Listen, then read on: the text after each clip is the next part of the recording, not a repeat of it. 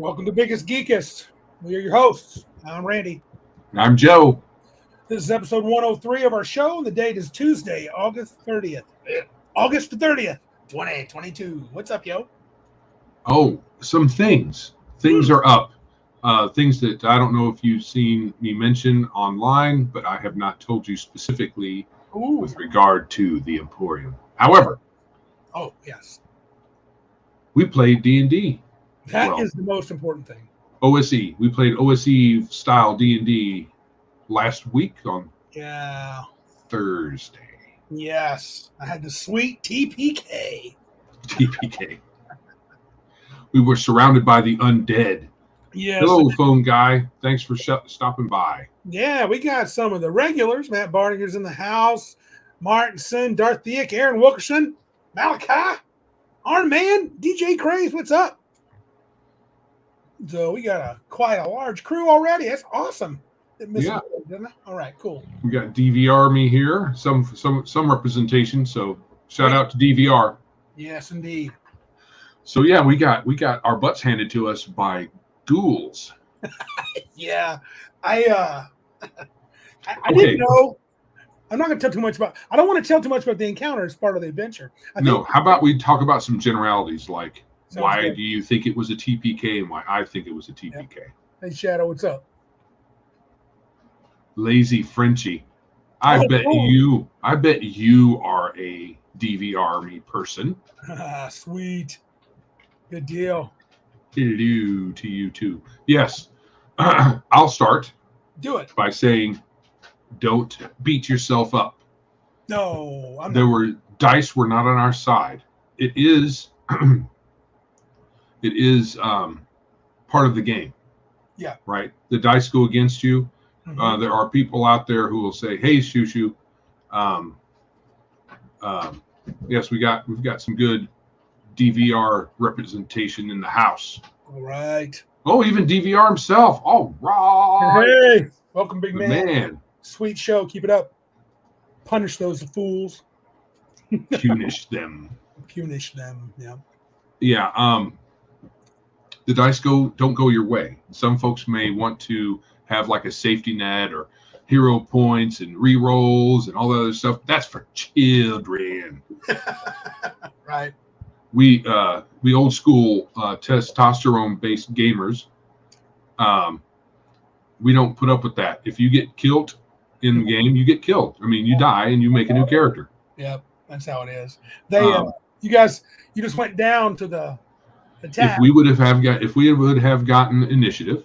Yep. I would have turned probably most of them, so it would have gone the other way. So the sticking with the rolls is kind of swingy. Yep. So people may not like that. They might like something a little more predictable or whatever. But it's the nature of old school gaming. Yeah, and I was thinking about it, the swinginess. I had forgot because it's been years since I played old school D&D. Dude, Joe was playing the cleric, and when you went down first round, first bat, I was like, this is gonna get ugly, and it did. Yeah, it was Predator, just like Darth Theak is saying. Not everybody survived the movie Predator, and all of them were BAs. Yes, they were. Yeah, and we had the hey Flady1, what's up? Powder Puff Nerd, welcome. Anyway, when everybody went down about round 2, and the elf was like, I got a book. And then I ripped him to pieces too. So it was like, it's over. Yeah.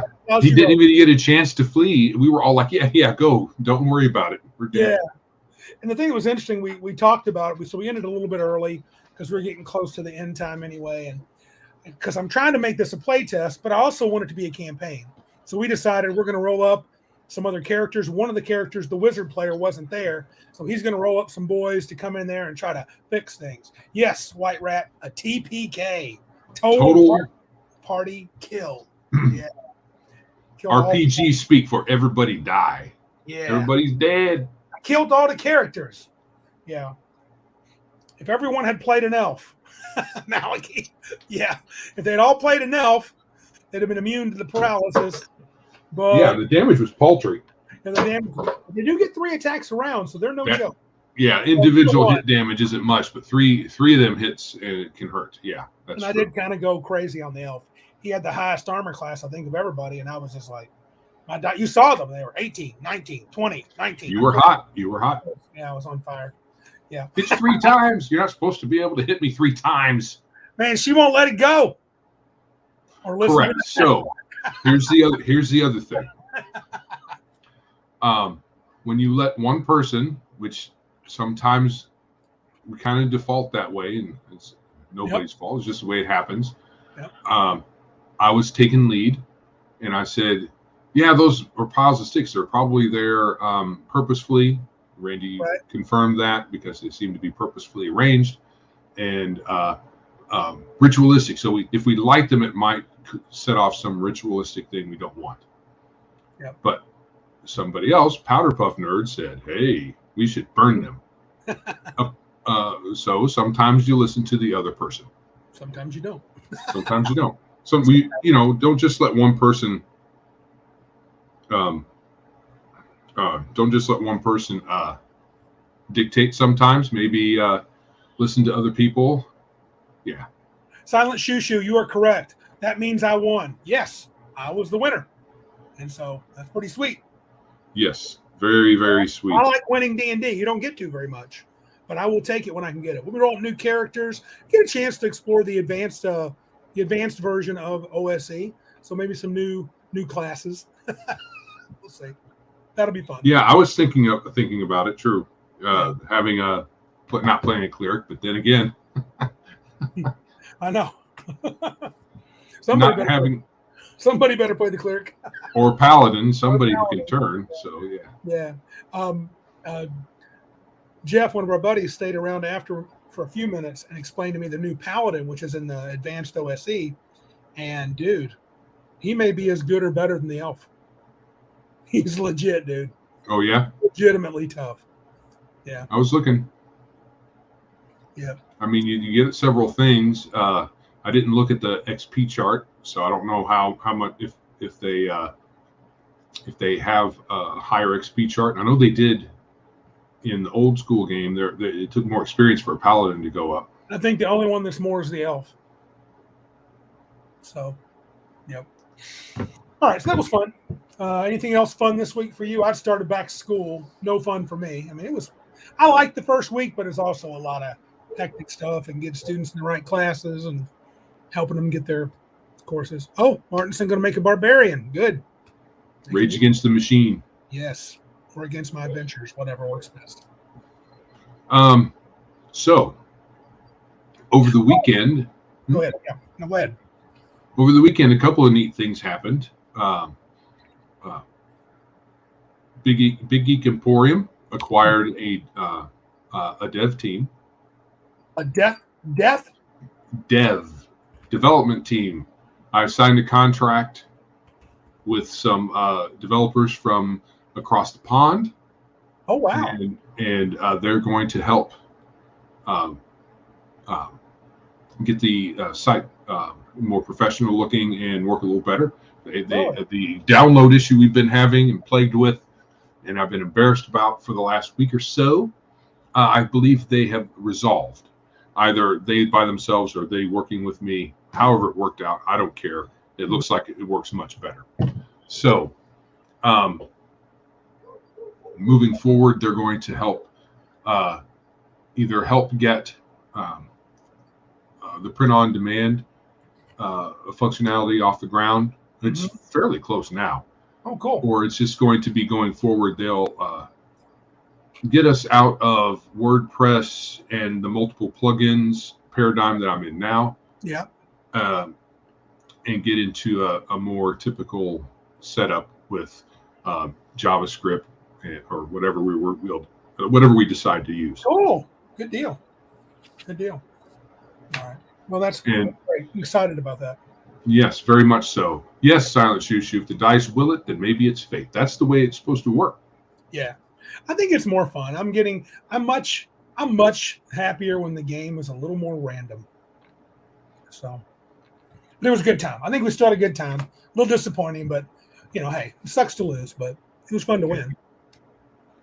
It is, and if there's not really any stakes in it, I mean, it's a game, so are the stakes really real? They feel more real if there's a real chance of not winning. So the more extra dice you roll, the more hero points and safety nets and all that other nice stuff that modern games have. The more of that, I think, the less stakes that you feel, even though it's just a game. Yeah, I mean, the truth is, I mean, when you think about things like, say, third edition, and you bring in the CR thing, if you can only count toward, hey, count on this encounter is not going to be higher than 2 levels above your party, then you can feel pretty safe. What's Shadow saying? Looking forward to helping out Emporium, but I have an issue, Joe. He does. Okay. Well, hopefully you can take care of that. I will help you take care of the issue. Yeah. So the second thing is Bruce from Bruce Lombardo of Dick's Division. He had me on his live stream on Sunday. We talked about stuff. So anybody who saw that may already know, because I talked about it there too. Because it happened Saturday night, and then I went on his show Sunday. So they got the lowdown nice and early. Yes. Yes. Cool. All right. Anything else, or should we jump into the main topic? We're a little bit closer to having print on demand. We have a book at the printer. Really? Yes. Cool. And it's supposed to be delivered to the vendor, because the first book in the way print on demand works is you initiate a print. It sets it up for future printings, but you have to do at least one. And then once that's done, then you're good. And then subsequent orders can happen based on that for that particular product. So everybody's print on demand products, they have to do it individually. And then once I have a few vendors set up, we'll open it more widely. But what I'm hoping to do is, since the print is the book is supposed to be shipped out by the 6th, sometime in between then and now, I will be able to have a better handle on the process and all of the different notifications we get from Lulu, and will help us make the process better for everybody.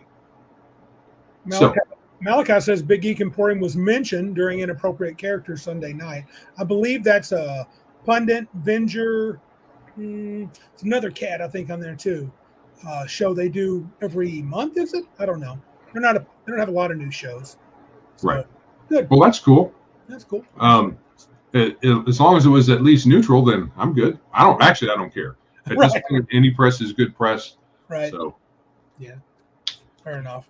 Like I said, I started school this week, and I'm going to have some friends out of town coming in. So Randy's been working hard trying to get stuff done. Oh, thank you. Malachi says Job Bittman. All right. I knew there was another dude. So. So Shadow, whatever issue it is, just hit me up and we'll talk about it. Probably on Discord or something like that. Hit me up on Discord, and then we'll resolve. At least attempt to resolve whatever issue there is. It's like Larry Elliott's in the house. Hello, Larry. Good evening to you, Larry. Hats off to Larry. Yeah.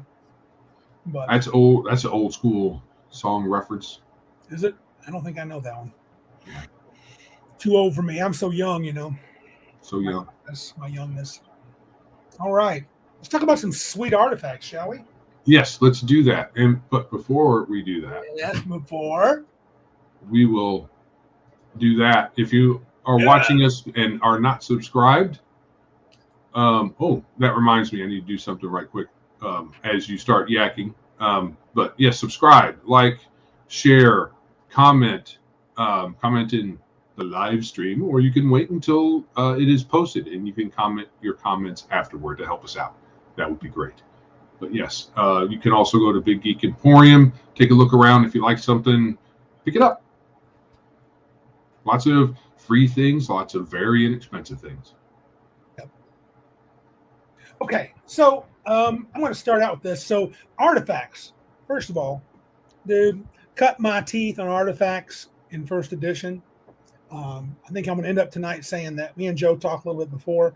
They're my favorite version of artifacts. I love the 1E DMG. But what are these things? Well, there's a link Joe's going to have in the show notes, but I'm going to read to you guys. I probably could even, if I can get savvy enough, I will do a little sharing with one of the links. Let's see. Yeah, we're watching Randy work his magic. Not exactly. Anyway, I will share this page. And this website is a D&D kind of wiki site, but as I read through the different versions of D&D this week, this is a pretty good breakdown. For the most part, there's been artifacts, and they've used relics kind of interchangeably. But I kind of like this definition and classification. So they told the artifacts are in two categories, and some are referred to as relics. So a major artifact is one which is truly unique. Only one of each exists in the multiverse. They cannot be destroyed except by some single, obscure, and extremely difficult method. They are extremely powerful and dangerous. They give examples of the hand and eye of Vecna. Minor artifact is less powerful. They cannot be replicated by any known method, but in some cases, multiples of these items exist. In some versions of D&D, Spear of Annihilation was one. Also, the Staff of the Magi. They use one of those as an example. A relic, however, is basically an artifact that belonged to a noteworthy individual. There were a lot of those in the 1E DMG, a lot of named ones. Hand and Eye and Vecna being the most well-known. But as we explore the history here at first, we'd go all the way back to Old. So that's kind of the broad definition we're working from. So well, very powerful magic items. Probably made by gods or perhaps heroes, legendary foes, legendary people, and it can't be mimicked, quote unquote, in your modern in your world at that time. At least that's the theory. That's how they I think every version of D&D implies the characters can't make these things. Though, if you played a character long enough, I don't know if I'd be opposed to that if you were powerful enough. It wouldn't be just you making it. No, there would be other forces that you marshal or that are backing you up. You're in a place of power, and there's folks in the other realms that are sending you good vibes. It wouldn't be just you saying, "Yeah, I'm going to put these things together," and whoop, here's an artifact. No, I think it would be something like you probably have to be a mage or a long-lived character of some sort, and maybe a coat of arms. Yeah, the invulnerable coat of arms. Yeah, we'll get to that. But yeah, yes, that turned into not so invulnerable in other editions. Yeah, the +4 coat of arms. But anyway, yeah, that's a pretty cool one. But I could see it happen, but it'd have to be a long-standing campaign. I imagine Shadow at Shadow and Sons has a campaign where that could be something that could happen. I would picture it more like if you were a wizard, you have a staff of power, right? And you use it, and you go to different nodes of power, different nexuses of power, and you would be able to get to gain powers and add powers to it. Oh, what's DM James asking us? Which one is bigger? We're going to get this. I mean, it's not biggest and geekest. No. We claim to be both. But if you wanted to give a name, I would probably take biggest because I got a few pounds on Joe, and he would take geekest. But we're both kind of both. both. DM James asked for those listening in and not watching. So which one is biggest and which one is geekest? We haven't heard that before.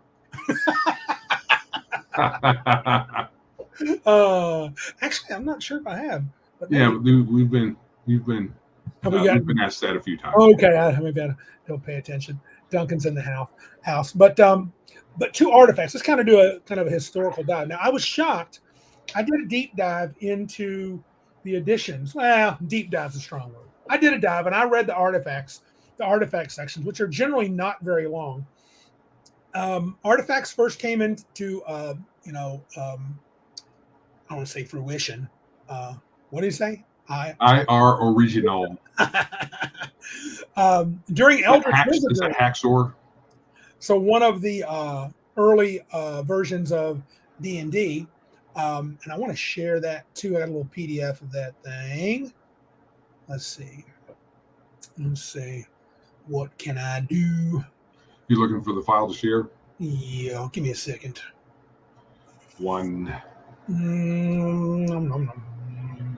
I think This is taking longer than a second. Taking longer than a second, dude. Is it going to let me? We can't have dead air. You have to get it on the screen. You have to. Not dead air. No pressure. And you'll notice that they do one of the things that the Dungeon Master's Guide for 1E does, as I pull up the invulnerable Code of Arnd. So in this version of D&D, the original, it's a relic of a bygone age, a shining coat of chainmail, covers the chest and abdomen, will fit any humanoid type regardless of size. It renders the areas protected completely invulnerable to physical attacks. Protects the wearer from spells like +5 armor. I guess in OD&D, +5 armor gave you a bonus to saves. Yeah, I think it gives you that +5 to your saves versus spells. Dude, dig this. From fire, like a ring of fire resistance, from the effects of cold, acid, and disease, totally. It also has 2 powers from table 1, 1 from table 4, and 1 from table 3. They also suggest, these guys here, and then they have a blank spot, if you guys can see where it says actual powers, right? Is that visible, Joe? Yes. You're making it less visible the more bigger you make it. Excellent. It's going off the side. So I am ruining it. But it's definitely something that I think is pretty neat. And it led to basically the idea that DMs should make the artifacts their own. It is interesting, and I make a couple of comments. And this comes up in 1E2. Notice in the second paragraph, let's see if I can highlight it. It is both, maybe I can't highlight it for some reason. Anyway, it is both unlawful and evil to give a relic to a non-player character because there may be danger involved. NPCs who are given artifacts to try out upon learning how to use them attempt to dominate or destroy their masters. That's actually a thing. And they had several artifacts. I'll just kind of scroll up the Mace of Cuthbert, Sword of Kos, Axe of the Dwarvish Lords, Wand of Orcus. A lot of the ones you're familiar with, OD&D actually had them in Eldritch Wizardry. I found that pretty cool. Yeah, I didn't know that. Yeah, I was kind of shocked. So they were rolling that way early on. Now, if we compare this, I'm kind of shocked at just how, I'm not shocked, I guess. They're uber powerful, dude. That coat, the very first one, is insanely powerful. You can't be hurt. You get +5 armor versus spells, a ring of fire resistance, which is boss, and then immunity to several of those. So, artifacts, they always warn you, don't just stick them in as random treasure. I learned that the hard way. Even placing them purposefully is risky business. But the thing is about the old game is it wasn't predictable. Right. It wasn't supposed to be predictable. That's why there's random charts. That's why you have a D20. Random encounters, even morale checks. Yep. Make for a different adds an element of unpredictable to your game that modern games just don't, as far as I am concerned, they don't have that. They have much more predictability. Except for DCC. Except for DCC. Right. Well, that's not. I wouldn't consider Chaos Incarnate. Yeah, I wouldn't consider. Well, it's also the more gonzo it is, the more unpredictable it is. But I wouldn't. DCC's been out for a while. Yes. And so I wouldn't necessarily consider it a modern game with modern game sensibilities. I think it's an old. I think it's gonzo and everything. I think that's more an old school sensibility than it is modern. Its rules are more third edition-y, but how new is third edition? Correct. But it's still I think the randomness and the gonzo-ness of it, if that's a word, it lends it a more old school feel than a new school feel. I just thought that was interesting that they did that. Now, you made a comment, and I want to kind of diverge just a second. Morale is something I am using in my OSE game, and I'm enjoying it. I love morale. I used to never really use that. I mean, I tried it early on, but I have absolutely, what's Martinson saying? At Randy, I will take one of those coats from my barbarian. There is only one. That would be strange if I gave that to you. I think he would. I don't think he would like it. He would find it uncomfortable and would chafe. So was the original Vorpal sword a relic or an artifact? No, but when we get to third edition, it did kind of move into a position of an artifact. I know we keep saying that there should be just one on your game board. So. Yeah, that's kind of our thing. And it's a legendary item. But the original Eldritch Wizardry doesn't say a whole lot. It says actually more than the next one, which is Rule Cyclopedia. Let me see if I can share this without having too much difficulty for you guys reading the screen. So share. If you look, I don't know, is that really small still? Yeah, it's pretty small. Yeah, the scan for the Rule Cyclopedia has a slight blurriness to it. This is page 249, and that is all the information you get on artifacts. Okay. So they have powers, and description, handicap, if there's a penalty, notes. For example, they give you, which one is it? Where's the artifact? The Mask of Bactrius. Mm-hmm. That's the only sample one they give you. Oh. Then the rest of this, there it is. Then the rest of this is a chart. Make your own. And they give you some ideas for powers. Lesser, greater, artifact, major powers, minor powers. And that's it. That's all I said. It's very interesting because that was, hot on the heels of first edition. And they didn't give very much, at least to what I looked at. I didn't see any lists of artifacts. So that's an interesting take. And I think it's differentiating itself from the other versions of D&D. So if they include, go ahead. If they had included, say, the more well-known bits in there, I think that it would be too closely associated with Dungeons and Dragons, and not this particular flavor of it. Yeah. Yes, the Vorpal Blade went snicker snack. Kill Raven. That was the Jabberwocky, right? Jabberwock. Is that I think it was Jabberwock. Jabberwock. Is that a story or a poem? It's a was it an epic poem? I think it might have been one of those, not a short story proper. Didn't we read that in high school? I think we read that in high school. Yes. We read. But anyway, I think it's interesting how to what extent they elaborate on their artifacts as you go through the game, or relics. So then we slide into AD&D 1E, which is our favorite. Lewis Carroll. Okay. Thank you, Powder Puff Nerd. AD&D owes a lot to Eldritch Wizardry. It again warns about having henchmen try out artifacts, because that was a big deal. Characters couldn't just cast Detect Magic. You couldn't cast Identify, I believe, on artifacts. You had to try them out. What is Malachi saying here? Also, when Arcane came out, basically was moving away from the star. Oh, okay. And to Thunder Rift. Yeah, I never. You got to remember to read these more. But if we're going to read them, we should read them a little better for our audio folks. Absolutely. So, yeah. So,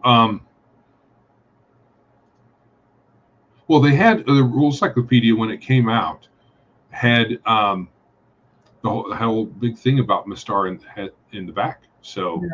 Thunder Rift. I'm not familiar with that. Is that a under separate setting amount? I don't know. I don't know. That sounds familiar. Like I should know that, but I don't call it. It might refer to both. I don't remember. But I have Anyway, I've got the old DMG, and Joe said he looked them up too, of the first edition of the Most Wonderful Game We Love, AD&D. Joe's got the other book cover, and man, you talk about some sweet fun. This is not my original 1E book because I sold it like a dumb butt. But if you look at that, you can see those little blanks there. mm-hmm. Create your own, and I love that every Dungeon Master's campaign who had the Invulnerable Coat of Arn could be completely different than someone else's. And well, they usually still had base powers, right? They did, but and then you had the extra stuff. Yeah, and I just loved them. I mean, I thought like the Machine of Lum the Mad. Joe and I both noticed that I think the Machine of Lum the Mad, the Teeth of Dalvar Nar, there was 32 teeth, so that could have a lot of powers too. I just forgot about Heward's mystical organ. They're all pretty close, but by mathematical probability, the Machine of Lum the Mad could, in theory, have 48,000 powers if you so were inclined. They gave you 15 of the first level powers, 15 of the second. These are categorized in a different part of the book. They're not spells. Some are spells. 10 third, 10 fourth, 15 fifth, and 5 sixth as a baseline. And they said the DM should be encouraged to make more effects and powers of their own devising. If you want it to be completely working, which I think the implication is the machine has been around for eons, so it doesn't completely work. Yeah, some lever, dial, and switch combos might not result in anything happening. Yeah, the dragon. You go ahead. Yeah, true. And then other things might not be necessarily artifact powers. You could open a box and confetti pop out or some such nonsense like that. So yeah, not every. Go ahead. Oh yes, the dragon orbs. I was just going to say, Darth mentioned the dragon orbs in Dragonlance. Even the dragon orbs of Dragonkind are in here. They were pretty boss. And DM James, I agree. He said AD&D was 100 tables playing 100 version of the game. I like that. Me too. Yeah. Yeah. It's a DIY. The old school was DIY. Do it yourself. Yeah. Yeah. I mean, not totally DIY. It was you have some books and then go off and play. Don't let us tell you what to do. My old book, I wish I hadn't sold it because these blanks were filled in. I had made choices on several of the artifacts. I wrote it. You dared write in your hallowed tome. 14, 15. I don't give two craps. I'm writing my books. But I think it was probably, hey, Patrick Demo, what's up, man? You're late, but you're here. So I thought, and to me, the 1E DMG was perfect for artifacts. And then came the DMG for second edition. Yeah, one moment. Yeah. So I think the first edition version of artifacts gave D&D at the time a particular gonzo feel if you included them in your game. Just like we were just saying, play how you want to play.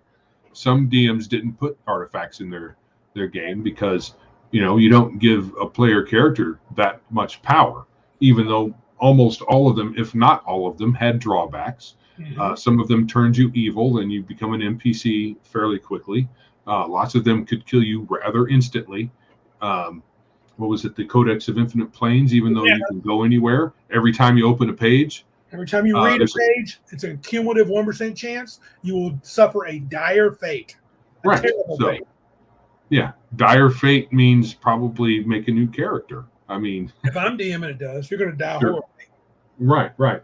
And then some of them make you do horrible things, like Hand of Vecna. You got to cut off your hand and put in or you, like in the old school game, we would throw NPCs in there and test out the artifacts on them, and then myrtleize them and take them. Yeah, that was fun. I like myrtleizing. Yeah, but But it gave the old game a really cool feel that is lost in the newer games. Absolutely. For more, like I was saying earlier, more predictable play. Yeah, and the original first edition DMs guy, which I'm holding the second, we'll talk about that in a minute. It was such that those slots you could fill in. It was creative fun for the DM. It was a way to differentiate your campaign, and they even encourage you to rename them to fit your campaign world, because those names, Vecna and Orcus, they were generated, I think, through the Greyhawk campaign. So I think they would have pushed it to make your own. I have made some minor artifacts, I would call minor artifacts in different campaigns, but I've never gone completely crazy with it. Oh my goodness, look at that. Patrick Demo. Happy birthday. Happy birthday, bud, and anniversary. Look at that. All at once. And happy anniversary. Awesome stuff. He is the answer to life, universe, and everything. All right. You youngling. Very cool. That's 42, right? What is 42? So then we go to second edition. And I remember when second edition came out, I flipped to the artifacts pretty quick, and I was very disappointed. That was among the first things we always did with new editions. Let's look at what the fartifacts. The fartifacts do. Let's look at the artifacts and see how they handle them, and then we're like, oh. Mm-hmm. So here's the artifacts, pages 89 to 93 of the DMG, and it's an optional rule set. You can't see this, but it's optional rule set. So they weren't even considered, which, some DMs don't use it. I guess it's okay. They talk about what they can do in a broad sense for a couple of pages, and then they literally give you 1, 2, 3 artifacts. That's it. I would imagine that the later defined. game. They're defined. The powers are defined. The powers are defined. I know that they had a book of magic items for second edition later on, and it may have had more artifacts in it. Oh, I'm glad you mentioned that, because I'm going to share that too. It's called the Book of Artifacts, later in second edition, and it was a beautiful addition to the game. In particular, of course, it's by one of my favorite authors from the TSR, Zeb Cook. David Cook. I love that dude. He was a creator of Planescape. He did a lot of other stuff. Starting on page 3, he has some wonderful advice. And he goes down and makes gives good arguments for why artifacts should be used. Some of the more common comments people would make, and I heard this a lot. Listen to this. Artifacts are too powerful for a campaign. You heard that. I probably said that before. Mm-hmm. And he goes, not true. Artifact does not mean immensely powerful. The Herald of Mai Lung is useful, but it can't blast anyone to ashes the way the Axe of the Emperor's might. It's not the power, but the history and role-playing opportunities that really make the difference. And I think that's true. The power is the thing that wows you, but the artifacts add so much more because they have a history, they have a legacy, and they probably have people looking for them. Yeah, Killraven calls out the Book of Artifacts. So yeah, that was I loved it. Malachi mentions that TSR likes to get you to buy more books, but you know what? I couldn't get enough second edition books. When I was playing second edition, I wanted every one that came out. So you did. Yeah. Here's another thing. All artifacts have horrible curses that keep them from being useful. He counters that. I won't go through all this. Artifacts are just collections of random powers. Artifacts are all created by gods that shouldn't be involved in the campaign. All kinds artifacts are nothing but a headache. And then he says, of course they are. If the DM and players don't use them well, give a character Baba Yaga's hut. Man, who did that? Without a little planning and thought, and disaster will certainly follow. With a little preparation, however, even artifacts can make for memorable adventures. But they go through in this book, and they give you a very long description of each artifact. Let's see if I can find one. I won't go through all of it. These are several good pages that I'm rifling through. And then they come to the artifacts themselves at some point. The first one, the Acorn of Woe Mai. But they got powers both invoked and random and curses and, methods for destroying them. I like that. I like the methods for destruction. I always thought that was very interesting. Artifacts generally can only be destroyed in one way. But I thought this book definitely improved second edition. I was really I was glad when this came out. Very enjoyable. Yeah, I'm not a big fan of second edition, so I don't remember that book. I remembered it existed, but I don't remember a whole lot about it. Yeah. Except I remember reading it. I'm still being a little disappointed in how they handled it, but I can't remember what it was. I have to look closer. I just remember being fond of having them all in one book. It could be just me remembering how much I wanted to own every single book. It was my Pokemon days. Had to catch them all. Right. But yeah, so second edition definitely toned things down. It's not a surprise though. As we mentioned before, second edition toned the wizards down. So I guess it's a little. I think they were a little more well defined, though they suggested you could do some changes. 1E was still superior in my mind, but I probably liked the first 5-6 pages by Zeb Cook about what he thought how you should use them and how to focus on them, and make them fun, more than just the actual stats on them. All right, then third edition came along, and this is where we first encounter the minor artifact. Right. This is in the DMG, starting on page 277. And I wanted to mention something because we talked about minor artifacts. The third edition, this is 3.5, but I think it's basically the same if I remember correctly. Minor artifacts were things like Book of Exalted Deeds, Infinite Spells, Deck of Many Things. So they were powerful magic items. I see the Hammer of Thunderbolts was considered that. Staff of the Magi, which has a giant list of powers. I don't see the Vorpal Sword, so it must have just been a weapon. So then they go on to the major artifacts. Now, in this version of the game, all the artifacts are now, and they don't give you very many, actually. When you look in the DMG, it looks like they only give you 1, 2, 3, 4, 5, 6 or 7 of these. That's it. And not even, Wand of Orcus is not even defined. They actually have the Moaning Diamond. Never heard of that. And the Shadow Staff. Never dealt with that either. No, that was new. Shield of That was new for third. Yeah, these weren't some new ones. But they're well defined. They're the caster level for all the spells. Yeah, Kill Raven, you have the right of it. It was a +5 equivalent enhancement, 3.5. Very powerful. I don't know if I did that or not. Did I do that, Joe?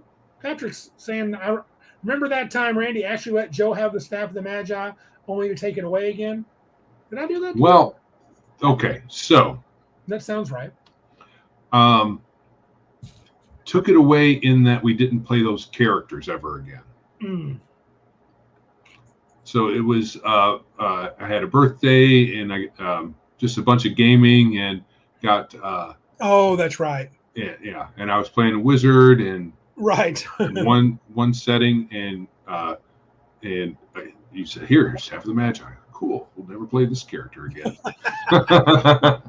Thanks for the Staff of the Magi. Yeah, you're not playing it again. That's it. That was Joe's bachelor party. My bachelor party. Oh, I'm trying to remember. God, that was years ago, dude. Did we play D&D at your bachelor party? We must have. Must have. Yeah. So I know at a birthday party, your wife set up some D&D for us. Oh, yep. Wifey set it up. True. Well, that was my 50th birthday. 50th birthday, yeah. I don't remember bachelor party. Now the bachelor party, we may have played as well, but I don't really recall. Yeah, but I kind of liked putting some of those magic items like Staff of the Magi, Sphere of Annihilation, Tome of Pure Evil. I kind of liked having them as minor artifacts. What did you think? Do you like the minor artifact designation? I guess it's a separator. The minor artifacts were usually powerful, but didn't have really big side effects. Yes. But the major artifacts were more powerful usually, yes. but came with severe side effects. Yeah. Generally speaking. Yeah. I think in Mudsword I would have minor artifacts. What do you think about this idea? This is a pause in the history. Do you think magic items in general? What if you treated magic items more like minor artifacts and artifacts and made them very special and unique and powerful so that you didn't have too many +1 cloaks, but you had the cloak of the blinding sun that could do a variety of things? Sure. I've always thought that was a better way to go. Maybe not treat them like artifacts or relics, but No, definitely exactly. it definitely make them singular instead of having lots of cloaks. The old game didn't seem like that was an issue. No. It's when in third edition rolled around. I think having a magic item shop. Yes, and the Christmas tree effect. Well, kind of had that before, but not as bad. No, I think in third edition, people got to where they thought, well, I'm ninth level. If I don't have a +1 this and a +1 that, then I'm not ready to face the encounters I need to face. I would disagree. I think certain encounters, a few encounters become out of your reach if you're not well equipped, but most of them just become harder. So my idea is, I don't know. I just hated the whole thing that we felt like we had to have that. The big six. Remember the discussion, the big six? Yeah, it really became an issue in third edition. And I think it only became an issue in third edition because the magic items became more accessible to players because you could just go to any conceptually, you could go to any sizable population center and just switch out your magic items, essentially. Yes. And so it just created a dynamic in the game where it didn't exist before, in my opinion. We had magic items and you had issues around magic items. Maybe if you had too many, it did weird things with the game, especially first and second edition when high level play was already a challenge because they didn't design the game very well beyond ninth level or so. Yep. The monsters were not designed to handle high level or mid level characters that had lots of gear, or that were well designed. Yeah. So, well, in first and second edition, well designed. No, I'm talking more like. I'm talking more like. I think third edition did that. Yeah, third edition. But in third edition, at least higher level, you could go higher level before you hit kind of a wall. Right. It happened way earlier in first and second edition when you hit a wall, and the DM had to improvise and get crafty and, bring his own monsters or just throw more of them at you. Yeah, Flady1 says, I didn't mind the higher magic setting and power creep of 3-5, but it has to be what fits the story. Yeah, and what Joe said, the DM has to be on his game. And I was for many years. I mean, Joe, I was down with your badassery. Yeah. I got this cool feat. He can do this. Good. Bring it. We'll see what happens. But I do agree that I think Killraven made a point to back up here. This is part of the artifact discussion, really. I hated the assumption of X number of gold pieces and magic items that 3E started. I didn't hate that initially. I want to talk about that in our second segment. If you can help me to remember that, Joe, I'm gonna star that comment. We're gonna come back to that one, Killraven. That's a good one. But yeah, I think 3E I think it took the wind out of the sails of artifacts because this has this 7. It casts as a 17th level caster, does 8th level caster, 6th level caster. They have all these spells. Pass wall as a 9th level caster. So everything was so well defined. I just didn't really find it all that. It wasn't exciting to read the artifacts. It really wasn't. No. You just after 1E, I'm sorry, it's all downhill, in my opinion, as far as how the artifacts were presented. If they had new, unique ones that had interesting stories that went with them, and I know some people don't like the story word when associated with our RPGs, but suck an egg. And by first edition story, I mean just the initial paragraph, like with Baba Yaga's hut. It just talks about ages ago, the most powerful and female mage ever known spent much of her power in the creation of a magical dwelling of superb character. And it goes on and on. It just talks about, it's more descriptive. It just has more flavor than things these days. The description of the Codex of the what was it? The Codex of the Infinite Planes. Infinite Planes, yeah. It talks about a terrible fate. We talked about before. In the distant past, the high wizard priest of the Isle of Woe, now sunken beneath the waters of the Near Div. Blah blah blah blah blah. It's more interesting than whatever passes these days, I think. And they even, seems like to me when you read that, they encourage you. They do encourage you to do your own powers. And they say with artifacts, what I liked, you could go crazy. You could have it do unimaginable things. If the player ever, this is something silly, but if the player casts these three spells in one day, it opens a rift to a dark plane and releases a demon. And you can just say that's what's going to happen. Someone uses this, ancient staff of whatever, and they do these three spells in one day. That's the side effect. Or if they cast Meteor Swarm on the darkest night with no stars in the sky on Mount so and so, then their Meteor Swarm will do triple maximum damage and have an area of effect 10 times larger than normal. You could just have it do the craziest shit, and it makes sense in the campaign, and players will be like, whoa, but they won't be like, they'll be more likely like, holy crap, what have I done? Because if your Meteor Swarm goes off like that, you're probably killing more things than you meant to. Because old school Meteor Swarm is bad enough. Times 10, oh boy. Yeah. Now, Killraven mentions 4E. Are we ready to go into 4E? Because I do have a little bit of a talk of 4E. I do have the 4E DM guide. Yeah, we can go. You'll be doing all the talking. Well, I've just done a quick look. Yeah. What does Killraven say? 4E basically took the game into having magic item vending machines. Some will say 3rd edition did that too. Yeah, that's probably, maybe. But the only thing I noticed that was somewhat interesting was that they said artifacts don't count as magic items when it comes to using their daily powers. So maybe you were limited using the daily powers of a magic item. I find that weird. So basically you could use artifacts, their daily powers, and it didn't count against your daily power allotment for magic items. Oh, I remember something about that. I thought the way they handled magic items was very odd. And you talk about lame description. Dig this. This is literally from the DMG, and it's the description, the flavor text of the Axe of the Dwarvish Lords. But to be fair, their monster manual was just as poopy. Axe of the Dwarvish Lords. Here's the full description, Joe.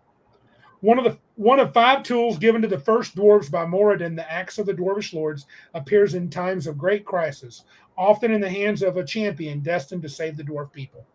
That's it. That's all. Yay! That's dog poop. Now it does a lot of things, I guess, that are good. I can't gauge how good. I don't know 4E that well, but they did have something. Go ahead. Let me read in contrast the Axe of the Dwarvish Lords from 1st edition. Do it. Legend relates that the greatest dwarf who ever lived, the first dwarven king, forged this weapon in volcanic fires with the aid of a patron god. It passed from dwarven monarch to dwarven monarch until it was lost in the invoked devastation centuries gone. Rumors persist of the appearance of the axe from time to time in various places, but it supposedly bears a curse. And then it goes into the powers. No comparison.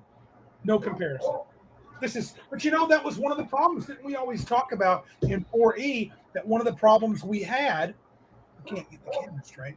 I won't show it. It's a little paragraph, is that when you read the player's handbook, it was like reading a textbook, and it was dry, and they didn't put much effort into it.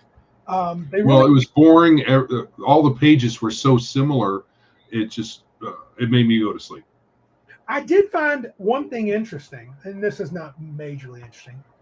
An artifact has a concordance score in 4E. That reflects its attitude toward its wielder. I kind of get that. I could have an artifact not be too fond.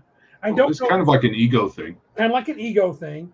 And they range from pleased to angered. So probably something that, depending on how you acted, the artifact might refer to you that, think of you a certain way and make it more difficult. Oh, they even go, so this is interesting. They do, you get different powers depending on how the artifact feels. That's kind of interesting. So the Axe of the Dwarvish Lord, if it's pleased with you, you get a big allotment of its powers. If it's satisfied, it says you get this extra you only get, how does it say? I'm not sure. I'm going to character possession of the artifact. Sorry, guys. The concordance can change, and when it acts contrary, the wielder of the fact, they know that they can get certain properties that will change. Oh, I see. So when it gets angered, you lose a lot of stuff. It becomes less powerful. That's kind of interesting. I would say Right. for a capricious artifact, I would do that. I wouldn't do that for all artifacts, but maybe you could. Hey, were intelligent magic items from first edition, were they considered artifacts, or was that a separate category? They were separate, but I always thought they were like, I always consider them kind of mini artifacts, like minors in my game, because players loved them. If the sword was powerful, they loved, because as you know, if I made an intelligent sword, it was not a chump. Right. It could do something good. So I wouldn't waste my time with a sword that could detect gems, and that's all it could do. Even though I did Avenger Con. So 4E is, I don't have much to say about 4E. I don't know if folks in the chat had opinion. I would say, like the monster manual, like the player's handbook, it left a lot to be desired. I thought the monster manual had some nice designs for stat blocks. Other than that, I thought it was really dry reading, not interesting at all. But I think WotC learned that lesson, and they added a little more oomph to the descriptions of things in 5th edition. I mean, I like the rules of the game to be presented straightforwardly, with little fluff within the rules parts. Right. And then you have clearly separate, you can have a little bit of lore sprinkled in. But I think at this point, I prefer the lore and the rules to be distinct in distinct sections, even on the same page, but right, like a sidebar or something like that, or maybe the top paragraph or section of the page has some lore in it, and then description, and then lore. It breaks it up and makes it less boring than the 4th edition books. The 4th edition books were just, here's a block, here's a block, here's a block, and they were all the same. They had the same textual style, same all the same color codes. Well, I guess color codes changed a little bit depending on what kind of power it was, but they were so similar. It was like, Lady One says, I was allergic to 4E. If you catch a little 4E from this episode, play 2 sessions of 3rd edition, or possibly, if you can, a 1st edition game. Probably 1 session of 1st edition. That should fix you right up, Lady. Yes. Kill Raven, dude. Look, Kill Raven. I'm not trying to sweet talk you, but you and I are kind of simpatico on a lot of stuff.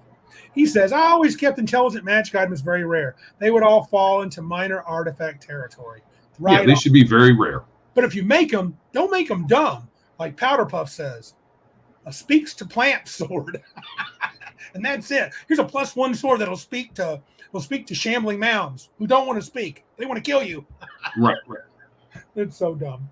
So 5E does an interesting, I won't call it an interesting thing, but they kind of throw back a little bit to the 1E stuff in the sense that artifacts have either minor or major beneficial powers, and they are kind of interesting, gaining extra hit points, casting more spells.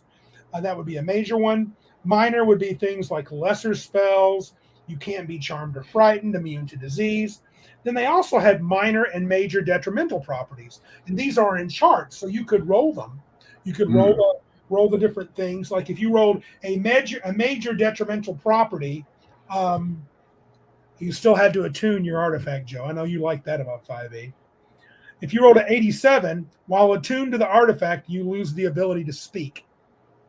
That's a major detrimental effect. 91 to 95. While attuned to the artifact, you have vulnerability to all damage.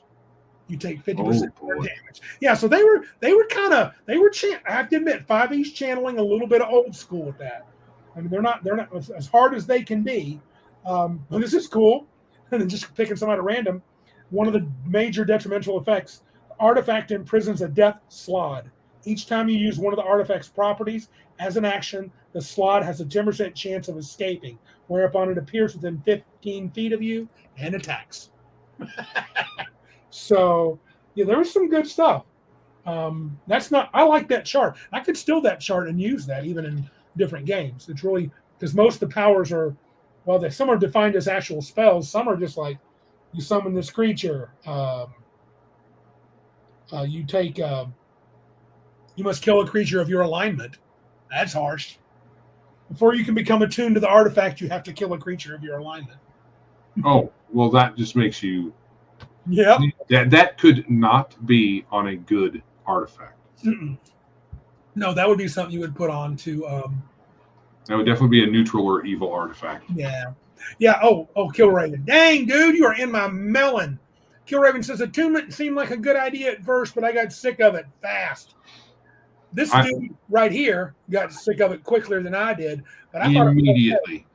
I thought it was okay, but I'm with you, Killraven. After a while, it was just like, no, why are we limiting magic items? Just don't make them so crazy stackable like in 3rd edition. Right. I think it seemed like they took when we had 3rd edition that went one way, uber powerful, and then 4th edition went wonky. We don't even talk about 4th edition, but 5th edition to me went the other direction, at least initially, and dumbed things down, put bubble wrap around everything, and said, these things are too powerful. But then the things that they said were too powerful, they dumbed them down too. Yes. So most of these artifacts, like you'll be happy to know, Joe, that the Axe of the Dwarvish Lords. Oh, actually, I don't know. Yeah, it's in here. Guess what its bonus to hit is? +2. 3. Maximum. But the good news is they did give minor. They had a chance to roll for those minors and major benefits and detriments. They're random. So you could have some differing abilities on your artifacts, which is a nice nod to the old school. Yeah. I wouldn't say it's great. And they cut down. There's maybe 6-8 artifacts in the DMG. So, yeah, I mean, I think when you think of it, again, we know 1E is number one. I would then probably lean toward OD&D or 2nd edition. I know you're not a fan of 2nd, but 1E is easily my favorite way to do artifacts. But there are bits and pieces, especially the concordant stuff is interesting, and then the random tables. But that's in 1E. So 5E doesn't add much. It just kind of nods to the old school a little bit. Right. Which is, I think a lot of people say that they wanted to, but I think that they've kind of abandoned that track and decided to court other people than old school people at this. I mean, for the last few years. Anyway, yeah, I'll agree. I'd actually be interested to read some of the really old descriptions from, say, from old D&D and compare them to 1st edition. Oh, Eldritch Wizardry for sure. That would be fun. Yeah, just compare them and see. Yeah, they didn't give them as many powers, but we read the Invulnerable Coat of Arn. That was pretty. We ran what that was like. Let me do I don't know if you have your 1E handy. I'm going to go and take a quick peek because the Invulnerable Coat of Arn. I wonder. We read that already. I wonder if it's got a different description. Sorry, guys. I'm kind of rambling here a bit. I've got it open in the 1E book. Okay, go ahead and read it if you would. The Invulnerable Coat of Arn. Oh, they have it. So they even have different spellings. Some of them have a D, and some of them don't have a D. Oh, yeah, okay. Arnd. The High Priest of Arnd of Tadon, Tdon, is said to have been the original possessor of this relic. The coat is a bright and shimmering shirt of fine and almost weightless chain links. It covers the upper arms, torso, and groin of any human-shaped wearer from 3 feet to 8 feet in height. It makes the wearer totally invulnerable to physical attacks with respect to covered areas and gives +5 protection to all other areas. In addition, the coat gives +5 to saving throws. That's a nod to what you read earlier, as if it were +5 magic armor. Protect its wearer from fires of war ring resistance, fire resistance, and acid, cold, and electrical attacks have no effect upon the wearer. And then it has a bunch of extra effects. It was pretty much the same. 10. Pretty much the same. Except for the extra powers. I mean, they didn't have nearly as many extra powers. Yeah, there's like 3, 5, 7, 10 extra powers. Right. Okay, I wanted to do this earlier. Sure. They have lists of powers. Yep. And let's see. Prime powers, what's 6? Oh, table 6 is side effects. Not all of these slots are for powers. Some of them are for side effects, like 4 is major malevolent effects, and then you have side effects. So one of each. Lose a point of you could lose a point of any one of your stats permanently. Lose a level. That was big in 1E if you lost a stat point. Oh yeah. Aging. Let's see. Aging cannot be reversed. Shrinks a quarter inch every time a prime power is used. Oh yeah.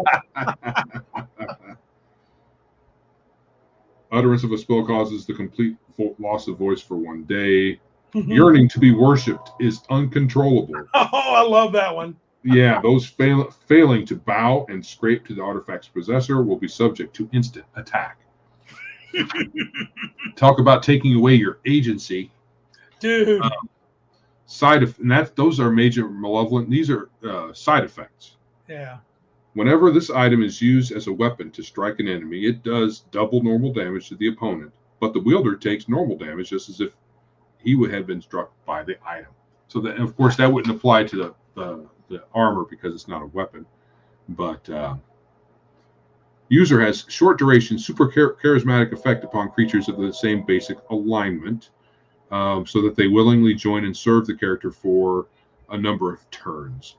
Thereafter, the Dwemer wears off, and the creatures will no longer serve due to realization of the enchantment and fear of it. Wow. And hostility is possible. Yeah, they didn't play around. No, but prime powers are something else. Oh, look at Mr. Elliott.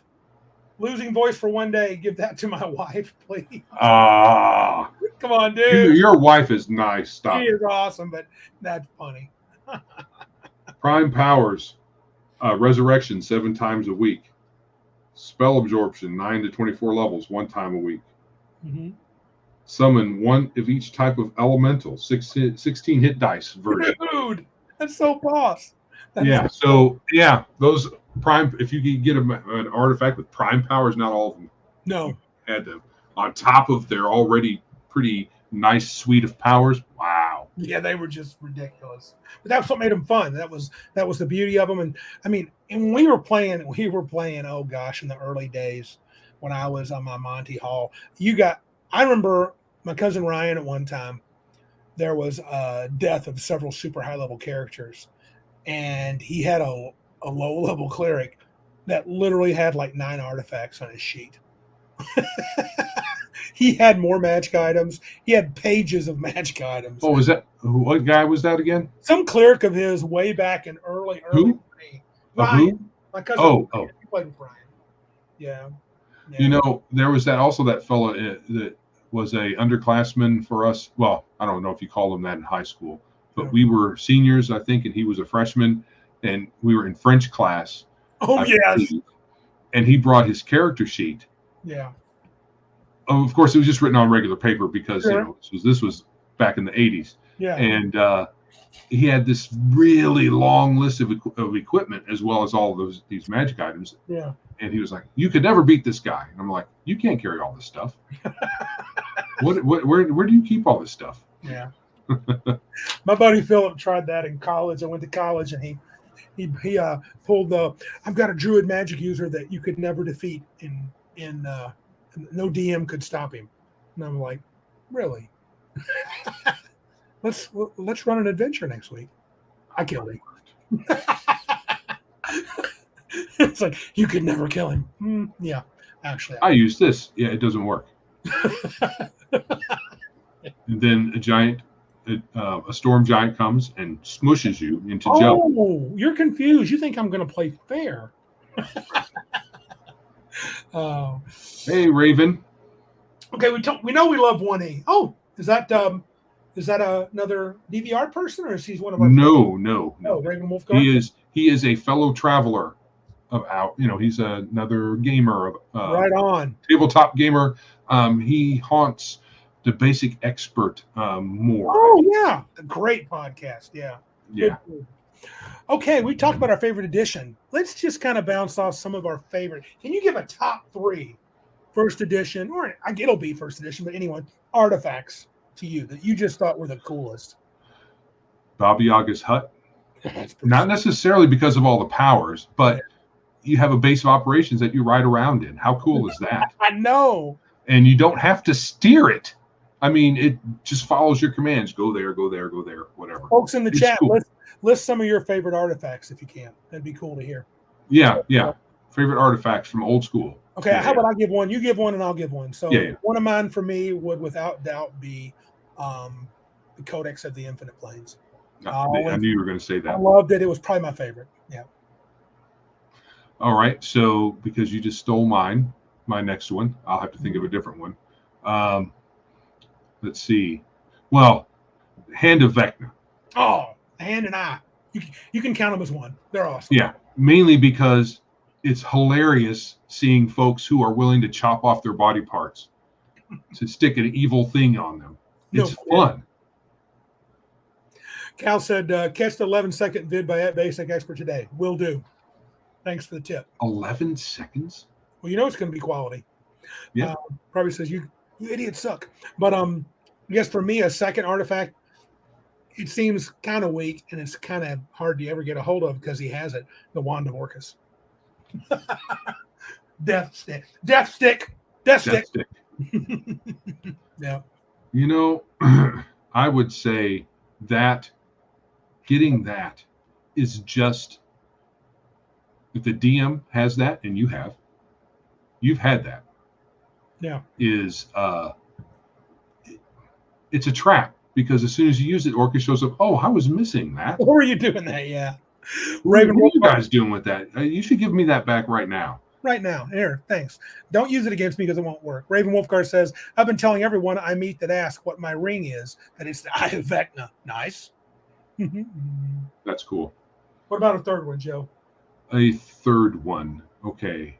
We named some. You took the Codex from me. I did. Sure. Sorry. Book of Infinite Spells.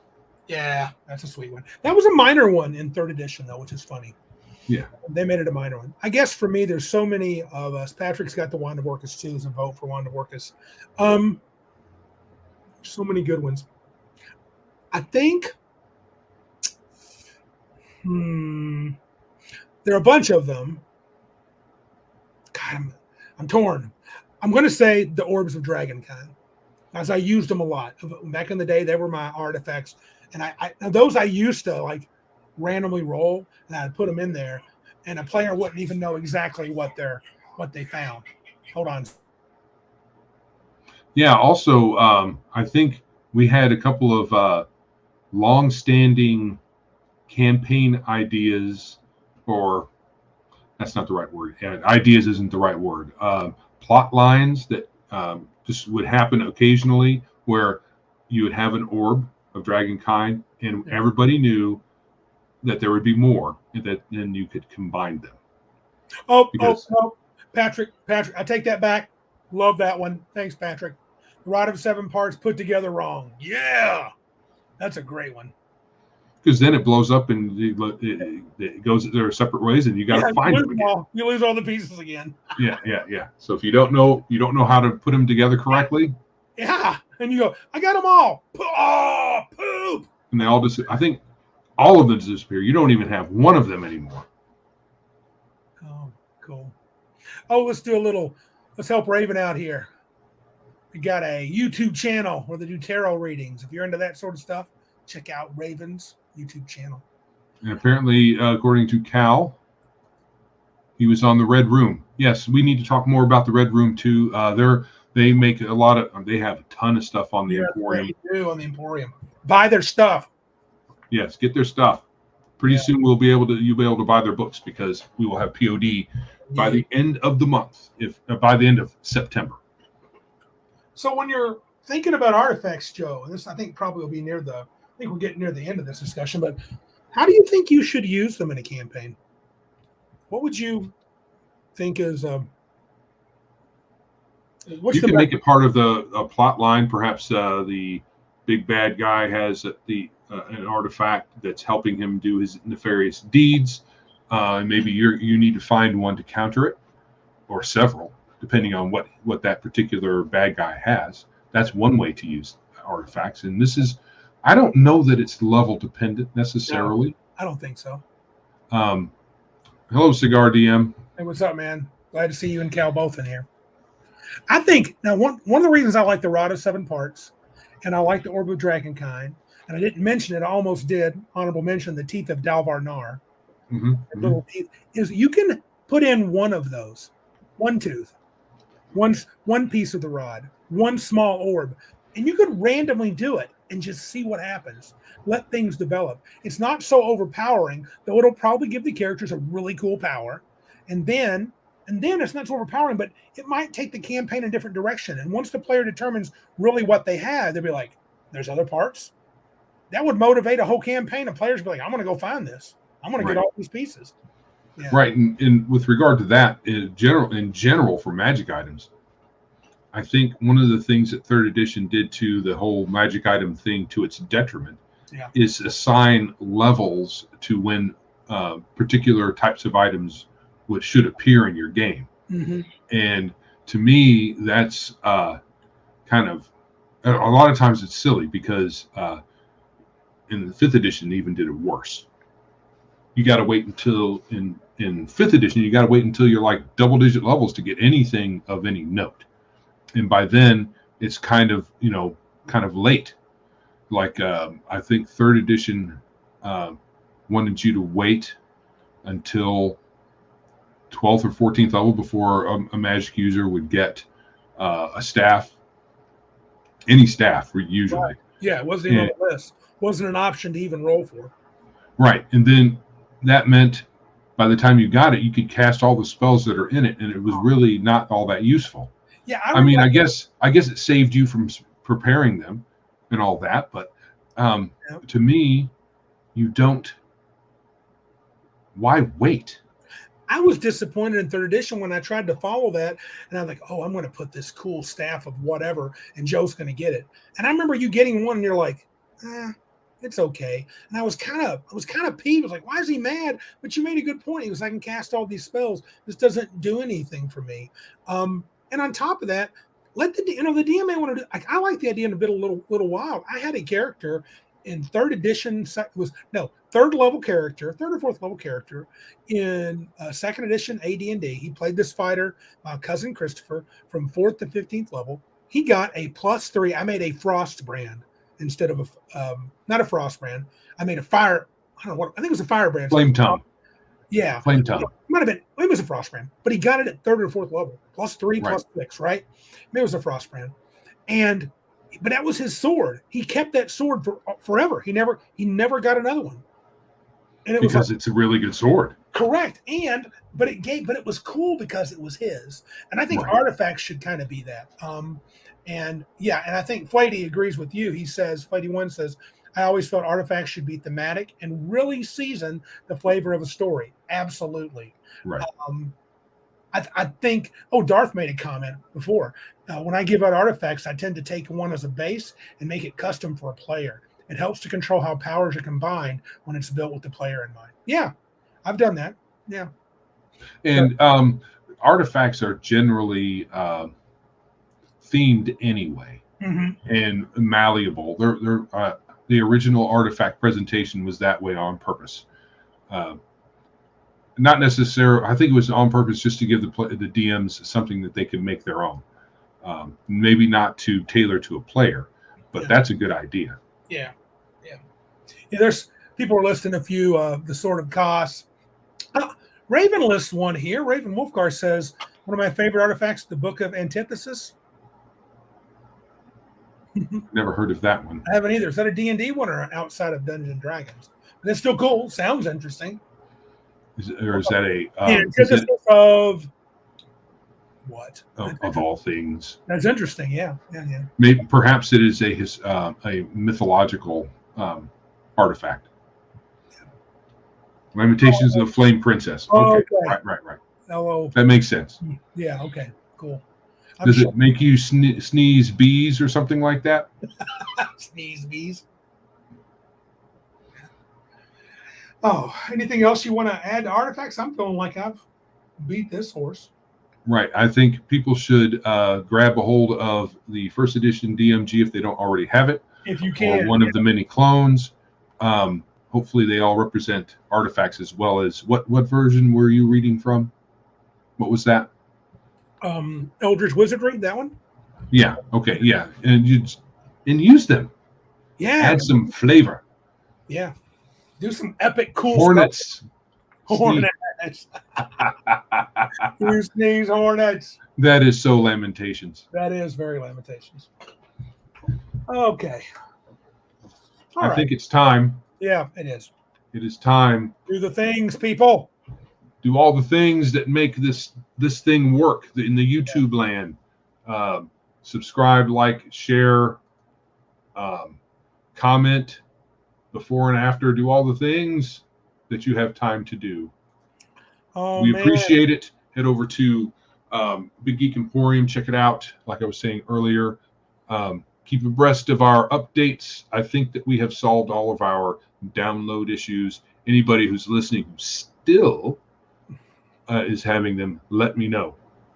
I hate to tell Raven Wolfgar where he can find a copy of Eldritch Wizardry. Drive through. Unless you want to pay through the nose, buddy. That's one of the first supplements of OD&D from 75 or something. So you're going to be hard pressed to find that dude. Yes. PDF you could get from drive through. You might even have a print on demand. But I would wait until the Emporium has it once we take over all things. Yeah, but pretty soon Wizards of the Coast will be begging us to put up their PDFs. I can't believe we didn't mention this one. Killraven, the head of Vecna from Hex. Oh, I meant to say that too. Yeah, that is. If you're not aware of the silliness, I don't know if it's just an internet meme or if it actually happened. There's an adventure. I have the PDF. There's an adventure. But is it a serious adventure? No, it's a goofy one. Right. So the idea with the eye and the hand of Vecna is that you cut off your body parts to put in the new stuff. And the new stuff is not it's not something anybody reasonable would want in them. They are the Vecna was a lich. So you have a lich hand and a lich eye in your body. Yay. Doing its evil stuff. Just take the head. So I was explaining this joke to my wife. I said, yeah, so you have the hand of Vecna, and what you normally would do is you throw in your retainers to cut off their hand and make sure that it is the legitimate hand of Vecna. Then you kill them and you take it and you put it on your own wrist. And it's always hilarious, the types of people that you play with that will cut off their body parts and, with the hand and the eye of Vecna. Yeah. It's great. Here's a hand. It's powerful. You cut it off, yours off, you stick it on, and you have more powers. Here's an eye. It's powerful. You poke out your eye, you put in the new one, and it's powerful. It gives you powers. So here's a head. All you have to do is cut off your head. And you see where the joke is. Cut off your head. CBK Plies piqued my interest. He said the book of Curious Curios was a great book of magic items. That sounds familiar. Is that a third-party book for 5e or something? It sounds really familiar. And Patrick, Patrick, look what Patrick's doing. Catch Patrick's statement up there. Don't ever ask what the rod of Vecna is. Must you go blue? Must you go blue? He's been kind of doing that. He's feeling a little funky. Yeah. Okay, Raven Wolfgar says, check this out. Does anyone know what a lich actually is? Or are you talking in terms of its actual real world? Oh, he must be. Oh, he said. Oh, he's calling it out. It was rhetorical. It's the body, according to Germanic lore. It's the body where all parts of the soul congregate. Oh, thanks for dropping some knowledge. Thank you. Oh, okay. The lore of the evil. Yeah, the lore of the evil. I'm going to finish this up. Thanks for some info. The lore of the evil lich goes back to the Draugr, a reanimated corpse. Right on, dude. I was sure, most of the early stuff came from literature, from one source or another. Mm-hmm. Very little of it was, unless we're talking about the flump, that was dreamed up by some weirdo on Drug Bender, I'm sure. 20 years ago, I wrote a book about the flump, and they stole it. Called a flump. It's a flump life. Say that Yeah. 5 times real fast. Lump life.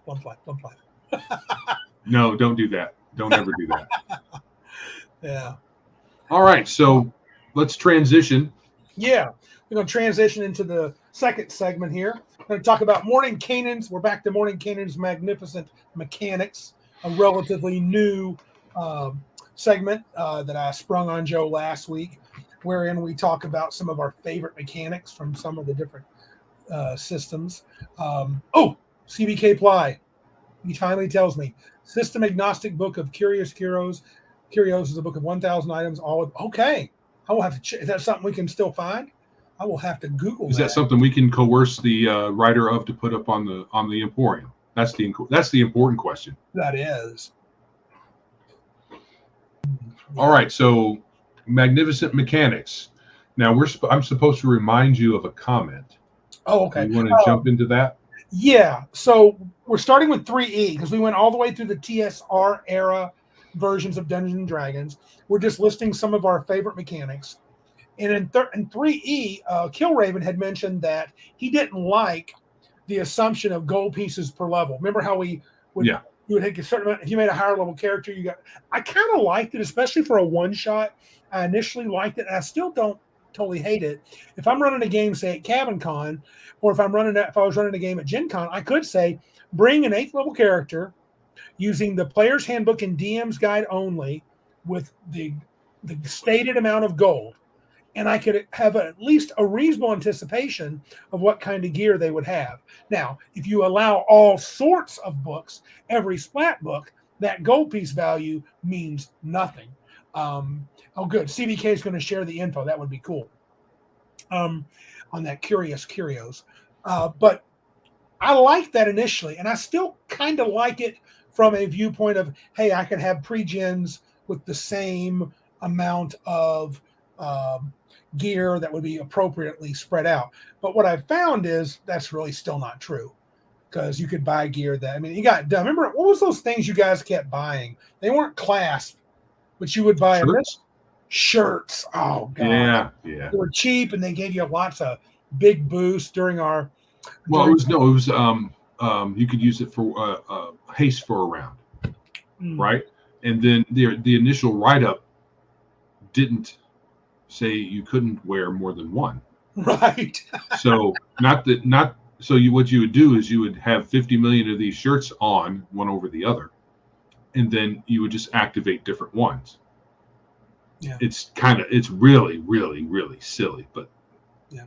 Patrick said gold piece value of leveled characters seems to imply that magic items are required after level 1. I've always disagreed with that, even in 3rd edition. I still maintain you do not need a certain amount of magic items. And I do understand that you can't, as a DM, if they're 7th level characters, nobody has a magic weapon, don't put them up against an iron golem. But if you do, give them a way out, and I think that's okay. I think magic items were never, ever, ever needed. But magic items have always been part of the game. For sure. But to say you need to have 8,000 gold pieces worth of magical gear, right, that's not really true. No, it is not. Yeah. And it also makes magic items feel mundane.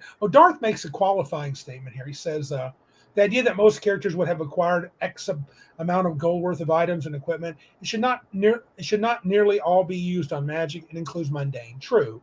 But if you're prepping for a one shot, you're spending it pretty much all on magic items. Yeah. But see, the assumption is that after a certain amount of time, you have, instead of saying that's what they need to be successful, you say that's what is likely that they have acquired over time. That's a more appropriate statement. Yeah. I liked it initially because I thought it was a way to measure character power better. But now that I've kind of run through the gamut of early D&D and now played through the CR appropriate, level challenge appropriate stuff. CBK shared this. Maybe Joe can help me. Yeah. I'm going to look it up. I'm going to look it up right now. I know where that is. That's cool. Shameless. Or thank you, CBK. But I think that was not something I like now. Now, what I still like, I love the idea of a unified dice mechanic from 3rd edition. I like the fact that it was pretty much D20, roll high was good, roll low was bad.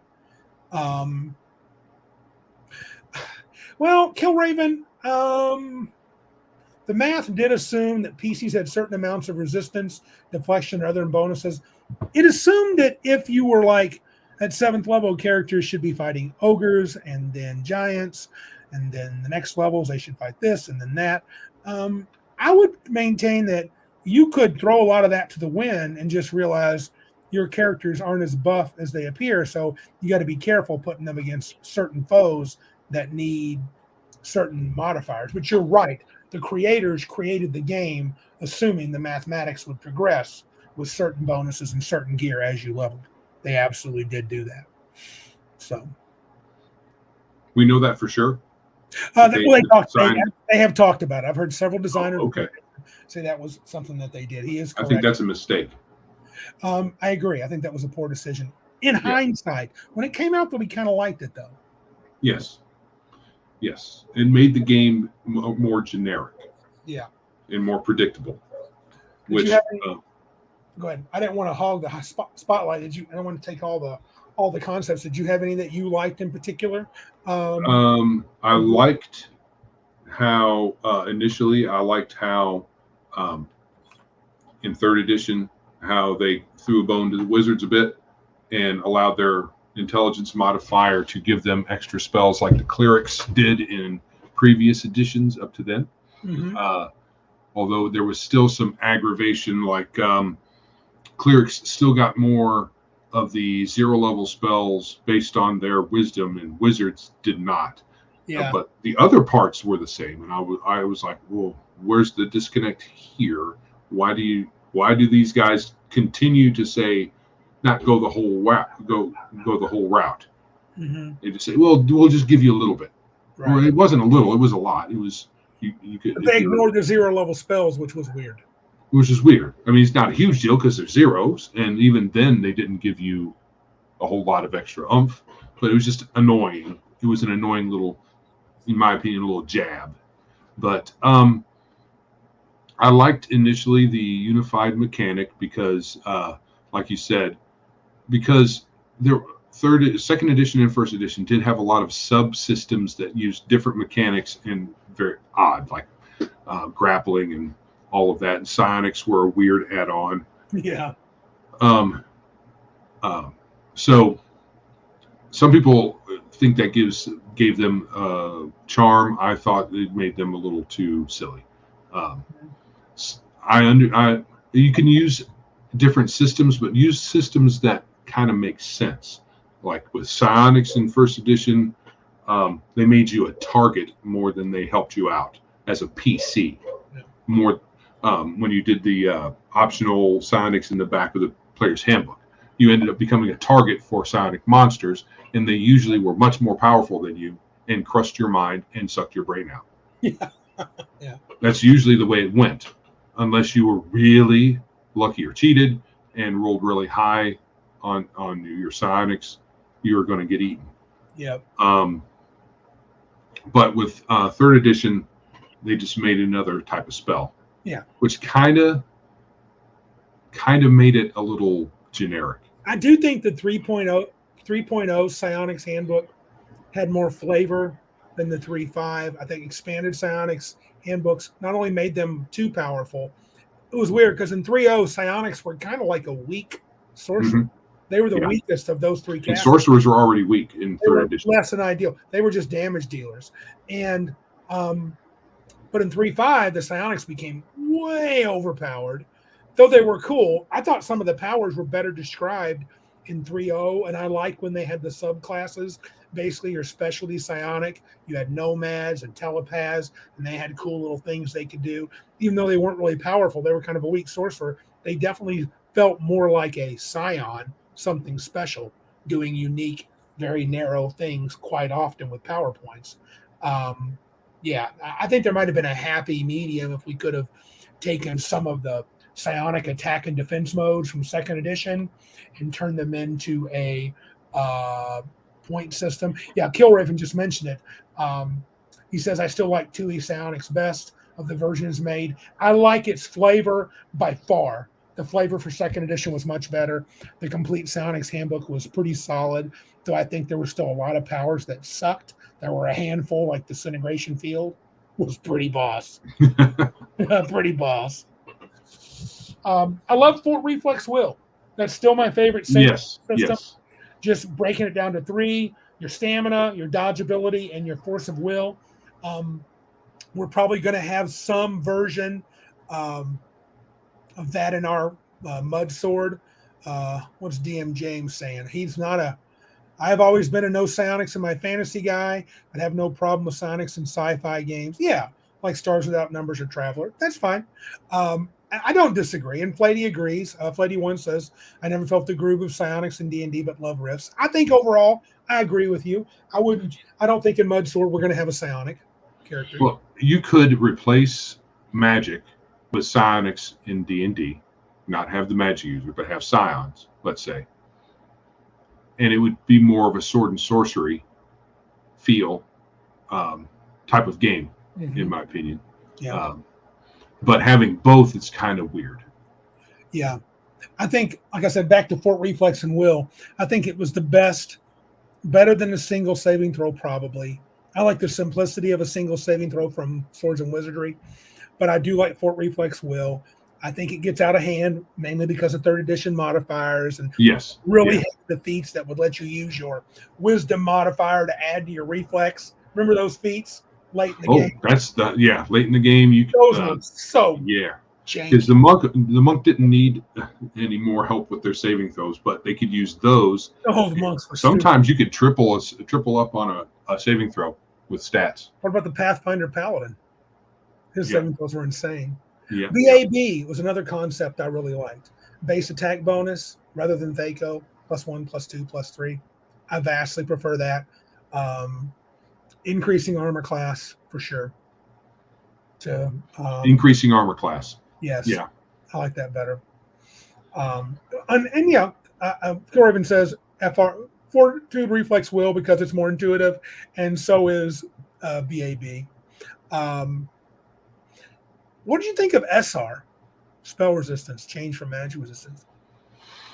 I think I liked it as a player because I think it's inferior to the magic resistance of the older game. Yeah, it's easier to beat as a wizard in 3rd edition with all the feats and everything. It's potentially easier. Yes. Right. So it makes, when you hear SR, it's not the same thing as I know this thing has magic resistance and I'm going to just suck. Yeah. So as a player, I think it's made the game, it was worse for the game. I think they should have left magic resistance the way it was. It didn't take long for it to get better. Yeah. Killraven nailed it, in 2E, actually 1E. I think 2E you could modify it, but 2E2, 90% magic resistance was effing scary. Yes, it was. The wizards were cowering. And once you got rolling, in 3E it didn't matter. I agree, Killraven, because they either pumped it up to where they could destroy it, or if they're low level, you don't put a lot of SR creatures in there because they can't do anything with it. Or there were lots of spells that had SR no. Yeah. So it didn't matter if they had SR or not. The spell still worked. Yeah, I can't count this in 3E, but I agree with Martinson from Pathfinder. I love their CMB and CMD. That should have been in 3.5. It was such a simplified version. It didn't affect how broken you could be with grappling and tripping and stuff. I like the concept of CR. I've said it. I've already pooped on it. I thought it was potentially great for young GMs, but then I felt like, especially early on in the life cycle of 3.0 and 3.5, and maybe it became even worse later on. I know early on, I felt players were kind of like, no one ever said it to me, my players, but when you would read on boards, people would get so angry if they're a first level party and they encounter a CR6, which is way too much for them, or a CR9, and I'd be like, but you don't have to fight it. I think the CR system implied that, you should be able to fight and defeat everything you run into, and you shouldn't have a CR more than 3 levels or 4 levels above the party's average. And I think it's good advice for rookies, but I don't think it does a good job of simulating a living, breathing fantasy world. Right, because you don't have CR appropriate areas. You have various areas you wander into, and some you might have to run from things that are there, or you might roll over them because they're weak. So, yeah, CR is like you were saying. It's like a bumper. It's like it's a safety device for new DMs. You don't need it once you've played for a little while, and you probably why even use it then? You just play. If characters get killed because you don't know what you're doing, who cares? You just make new characters and you keep rolling. Maybe I shouldn't have those third level characters fight the stone golem. That was probably a bad idea. Maybe they shouldn't have had 6 ghouls in there with those player characters. Yeah, maybe not, but oh well, make new characters. Yeah, don't know what to tell you. Darthic, I think this is in regards to SR. Either the creature was immune to magic or was sure to be affected in 3/5. I did find that if you would look on the appropriate, that's where CR failed too. I think Killraven said it was borked earlier. You could pull out a creature at a certain level. Like I remember a Mind Flayer had a pretty boss SR, even for the level that you could fight it. And so he was basically immune to your characters if you put him in at an appropriate encounter. It was pretty interesting. But it was a little bit off, I think. Yeah. We can't really talk much about 4th edition, though. Oh, you got other things for 3rd? I'm sorry. I think I've hit the big things that I like. Do you have other things that you like? A lot of these things I liked initially. Yes. Right? A lot of things about 3rd edition I liked initially. And looking back at it, I think it was probably bad, like multiclassing. Yes. Right? I like it was easy. Yep, that's sure. Why I liked it. But I think it made for a wonky storyline for your world. You just pick up a level of this and a level of that and a level of the other thing. It doesn't really make a lot of sense. I mean, even if you don't want to think story-wise, if you just want to think logically, if you start out as a fighter, and then you do a couple of adventures. You're like, well, I'm going to pick up a level of magic user. Well, how are you doing that? Or wizard? Yeah. How are you doing that? I just am, because the game allows it. So you either have to shoehorn it into your world as a DM, or you just hand wave it, which is also not very satisfying, really. Yeah, I can't speak to 4th and 5th edition, but I did think multiclassing was the easiest mechanically to do in 3rd, because you get your bonuses, you would tack them right on to whatever saving throws, whatever attack base, whatever new spells, and keep rolling. I know there was complaints about how magic worked, the spellcasting worked with it, and the best response given was, suck it up. Because because it doesn't make a lot of sense anyway. Oh well, sorry about your luck. There's no CMB equivalent for spellcasting. It doesn't make any sense. CBK Ply just brought up something that I did enjoy. He said, have you ever used leveling artifacts or magic items? I would say magic items. There was a book called Weapons of Legacy that brought that into 3.5 as an official thing. There was also a Dragon Magazine article. Yes, I did. I love the idea of magic items growing with the character and revealing powers. There was an heirloom magic item concept that was similar to that, wasn't there? Huh? Wasn't there a category of magic items that were like called heirloom magic items or something like that? Yeah, something like that. Waiting for Patrick to jump in and say Earth Dawn. He loves how Earth Dawn does their magic items. But anyway, so anything else from 3rd that you liked? I did like the definition of the conditions for a while, but now I like it to be, now that I've experienced a well-defined version of D&D and a loosier, goosier version of D&D, wide open D&D, absolutely. I prefer the more wide open. I don't need great definition as a DM. I think some people do to play the game, and feel comfortable, but I don't need everything to be perfectly defined. Oh, I thought of something else I like in D&D in 3rd edition. One more thing. Go ahead. No, you go. Okay, the last thing I did like and these are all losing their luster. I still like the movement and the counting squares to a small degree. I like the idea of the miniatures meaning something. Back in D&D pre-3rd edition, you could use minis. They just kind of were neat little figures on the table, but there was no real. You had to ask the DM, "Can I get there? How far away is that guy? Will he be in the area of my effect of my spell? Can I reach him with this? Can I reach him in 2 rounds, in 1 round?" I like when he said he moved 30 feet, 4 times your speed if you run. Now, when you add on all the AOOs and these different sorts of movement rules and difficult terrain, it got a little complicated. I'm much more of a fan of the 13th Age style, and I do a mixture of that when I play OSC. You notice I don't keep super close 6 square movement. I do some, but not always. Yeah, I'm with Raven. Yeah. Because I don't care who you are. If you say that you know how you can keep it all in your head and accurately assess the battle scene, you're lying. And especially with multiple monsters, you're not doing anything too finely tuned.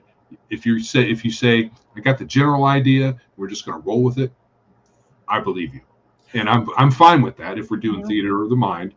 But I prefer maps and minis as an aid to theater of the mind as well, because you can still do theater of the mind with the maps and minis, because who says you have to turn your imagination off just because you have a mini in front of you? Correct. To our folks that are just listening, Raven Wolfgar had commented, love minis and maps because there's no question. Cal seconded it. I will third it. You guys know I talk about, I have Joe can verify, I have several hundreds of minis and I love them. But I will counter your statement a little bit, Joe. I had an experience at Gen Con during the 4th edition era. One of 2 times I played a game. There was a man who was a blind dungeon master in the RPGA tournament. He was amazing at keeping track of the minis. He even corrected people sometimes. He goes, "No, you remember I said you were 10 feet over here," and he was right. He goes, "That's where your figure should be," and he was right. But I don't think he could have done, us fighting 25 kobolds all over the place. That would have been pretty tough. Right. I will defer to someone who's blind, because they didn't.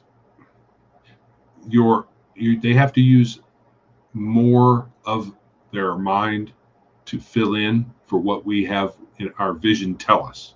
So if they say they can, okay, because that's what they're used to doing. Because that's what they're used to doing anyway. I'm only slightly countering you because we had small combats. D&D is really a skirmish game. We're not going to have 4,000 troops on one side and 6,000 on the other. Well, but even you're right. with a half a dozen on either side. It's tough. Yeah. Yeah.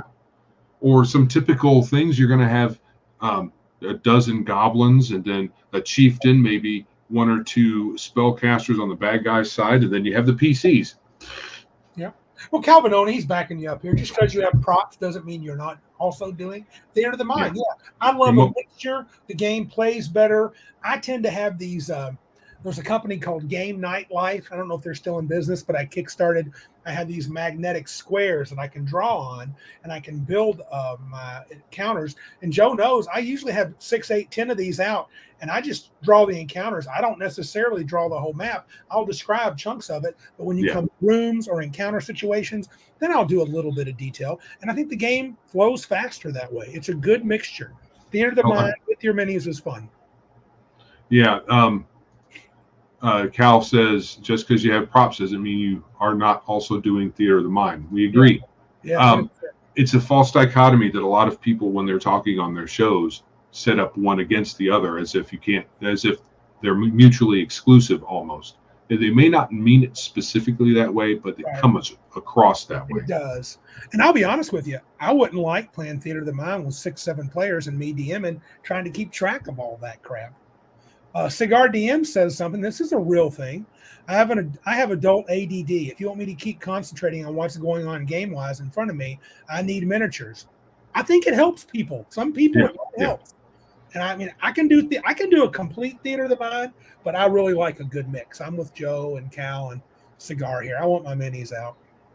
Raven Wolfgar says minis and battle maps, scatter terrain. It's all just visual representation. Your mind has to fill in the rest. It's a mental cinematic that plays out for you. Yeah, because you're not. Your characters are not static. So if you think that that's how the battle plays out, it's not. I mean, that's not how fights work. Fights are moving. You move around, even if it's just two people. Two little guys aren't just going smack, smack, smack, smack. No, you're not saying, okay, I hit you, your turn to swing at me, and then I'll swing at you, and you swing at me, and then as soon as one of us chops the other one to death, they will fall over. No, that's just not the way real fights work. But it's a game, so you got to go with something. Yeah, Patrick, and I can verify this. He says half his house is minis. I think we need to use them at his place by law. Yeah. If I go to Patrick's house, if we're not using minis, he's doing it wrong. So, what's TBI? Cal says, I have TBI. I prefer minis. Don't know what TBI is. So big. I probably will as soon as you say it. And I'm like, oh, duh. Yeah. Larry Elliott. Larry. Yeah. He's a new player. Like minis. Gives me a better idea how I can move. Yeah, I think for new players it's very helpful. Yeah. We've always had minis, right, Joe? We just didn't always quite exactly. Yeah, they were there. I don't remember them being moved around a lot, but they were certainly there. You usually said arrange your characters, and we would put them in order, and then you'd say, all right, now I know who to kill. Okay. Yeah, I didn't know. Okay. Like I said, as soon as he said it, I would know what he was talking about. Yeah. Traumatic brain injury. Oh, right. Ironcaster. Yeah. Hey, Ironcaster. Yes, they are, dude. Oh, welcome. I'm not sure. Have we seen him before? Has he been on? If not, welcome, dude. Yeah. Okay. It's the internet is all mushed into my head, so I can't remember specifically here, but I've seen him around either on Discord, Twitter, here, or a combination thereof. So yes. Malachi says minis are fun to paint too. I'm going to respectfully disagree. They're fun for my boy Patrick to paint for me. They're not fun for me to paint. But I appreciate people that do paint very much so. And Aaron Wilkerson's the Warhammer guy, so he loves him some minis. Yes. All right, 4E. I have no comment. Yeah. I guess I like their minions rule when it came out. Yeah. I think that's something that we might have borrowed. Yeah. It's either that or 13th Age. They kind of mushed together. Yeah. I would say I still appreciate the idea of healing surges, recoveries, where you can find a way to push through and gain some hit points back. But it's not my greatest. I can definitely do without it. So I can't say I love it. I'm trying to think other mechanics I like. I didn't care for much about 4E, really. I didn't think it added much to the game. Not for me. It added a lot to 13th Age. Oh, it did. So I'm sure there were bits and parts of 13th Age that were 4E inspired. Right. I did like the minion rules. What about 5E? I know you got one mechanic you like. Advantage, disadvantage is the only thing I can say I would borrow from 5th edition. That might only be because I don't know the rules that well, so there might be something else there worth mining out. But I know a lot of people are like, "Oh, I really like the bounded accuracy thing," and I think that's a load. I think it's mediocre to poor. I do like their hit dice mechanic, where at a rest you can burn. If you have 5 hit dice, you can burn that many hit dice to recover hit points. I feel like it might be a weaker version of 13th Age's recovery mechanic that could be usable in an old school style game where you're not getting too many points back. I think advantage, disadvantage. Malachi mentioned it can get overused. I agree. Yes, and I've suggested this. So Malachi says advantage, disadvantage is nice, but it's starting to look like it was overused and too easy to counter. Correct. I think you use advantage and disadvantage in certain parts of the game. I'm not going to say which because I'm not sure, but I think it can be used like a lot of things in these games. Less is more, in my opinion. So instead of everything being advantage disadvantage, you pick and choose. Right, certain things that you do in combat can give you advantage and disadvantage. Not everything, and not just picking some feat here and there. You make it meaningful. I do think 5e is fairly easy to learn and play. I do like that part of it in general. What are these young farts talking about? Yeah, 28 millimeter RPG. Hey, just got here. What are these young farts talking about? I don't know. Where are the young ones at? Yeah. Not here. Darth makes a point here. He says, I believe that instant healing takes divine magic, not just anyone can do it. Yeah, I don't disagree. Hold on a second. But takes away from is what he's probably trying to say. I think it's okay if you have, like, if you say you're 5th level, you have 5 hit dice. So you could burn 5d8 plus your con each time. Now, when I mean 5 times, you could spend a d8 hit dice and add your con. And I wouldn't be mind throwing out your con if I was going to do old school and just say, here's 5 dice. And what you do is while resting, it sort of imitates the idea of stealing yourself for the rest of the adventure. The bard giving a rousing speech and getting people back on their feet. We got to keep pushing on. That's kind of a stage thing. I like that, but I would want to keep it controlled. I don't think I would add your con. I think I would and I might even not make it different. Just say you get 1 hit dice every level and 1 d6 every level to make it really basic. Everybody gets a d6. You roll. But that might make it too easy for wizards to get all their hit points back. Sure.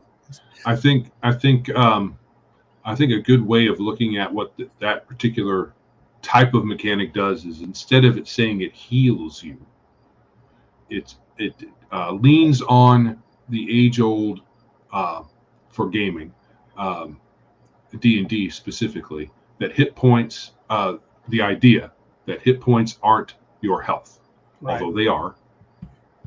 Because everything about hit points, except for some descriptions here and there, describe it as your health. You get cut, you lose hit points. You're healed, you get hit points back. All of that tells you that hit points are your health. However, hit points are often described as not just your health, but luck and various things. It's not as straightforward as the rest of the game makes it out to be. So if you lean into the abstract nature of hit points, then you taking a breather, gathering your karma or getting encouraged, all kinds of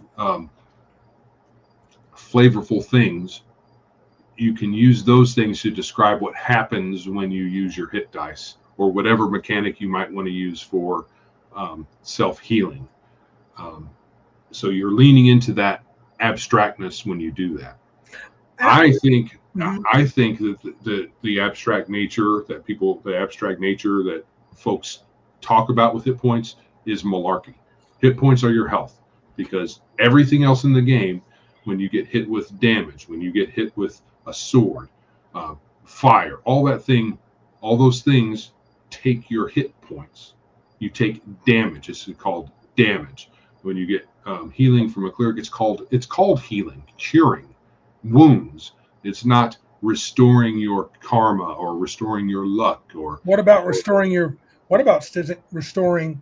We're having a bit of a discussion on exhaustion here. I don't know exactly what exhaustion does in 5e, but what about the idea of it wearing you out, just tiring you out?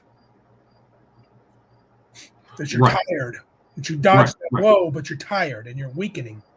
Right. So exhaustion, people talk about it being exhaustion too. So recover fatigue, whatever. But it's all. But all the other language in the game, apart from description, describes it as health. Yeah.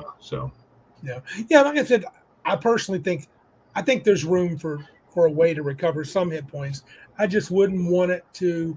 Good night, Larry Elliott. Taking off. Take care, bud. I would like to have some way to heal, maybe quicker. But the truth is, we've been toying with the idea. I've been toying with the idea of implementing Constitution as a kicker, so you guys are a little healthier. But we'll see. We'll see. Yeah, if we want to lean into the abstract, and